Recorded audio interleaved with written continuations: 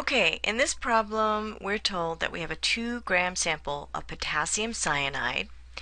It's dissolved in water in a calorimeter that has a total heat capacity of 1.89 kilojoules per Kelvin. So this is the heat flow per degree Kelvin. So if the calorimeter goes up by 1 degree, that means it has absorbed 1.089 kilojoules. If the calorimeter goes down by 1 degree, then that calorimeter has released 1.089 kilojoules. So this is the heat flow per temperature of this particular calorimeter. We're also told that when that 2-gram sample of potassium cyanide dissolves, the temperature of the calorimeter goes down by 0.330 Kelvin. And from this information, we can calculate the molar heat of solution of potassium cyanide. So what is the molar heat of solution? So what that means is we have 1 mole, oops, I didn't mean to do that.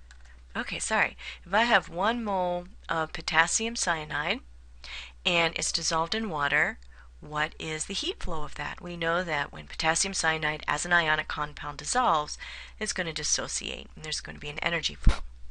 So the first thing we want to do is calculate the heat flow of this particular process when 2 grams of potassium cyanide dissolves. And this is the equation that we use when we have a calorimeter constant.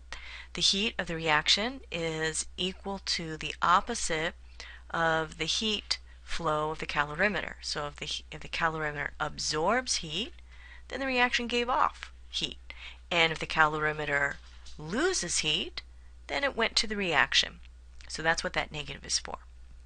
So Q of reaction equals to the opposite, the heat flow, which here we figure out by the calorimeter constant, so heat flow per temperature, multiplied by the temperature change. We're given the calorimeter constant, 1.089 kilojoules per Kelvin, so that goes right here, and then we multiply it by the change in temperature, which is given. Now we're told that is a decrease in temperature, so that means our delta is going to be negative 0.330 Kelvin.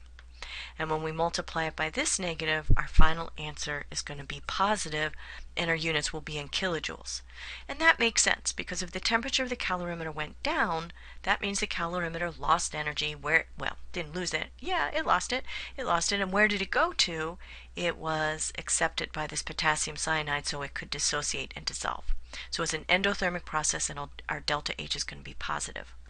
Okay, so once you calculate the heat flow, the next thing you have to do is figure out how many moles are in that 2-gram sample.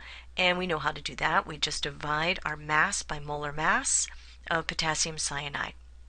Once you figure out how many moles of potassium cyanide you have, then the last step to calculate your final answer is dividing the heat flow, which we calculated in step 1, which is going to be positive since it's an endothermic process, and we're going to divide it by the number of moles that we calculated in step 2. And our final answer will have 3 sig figs.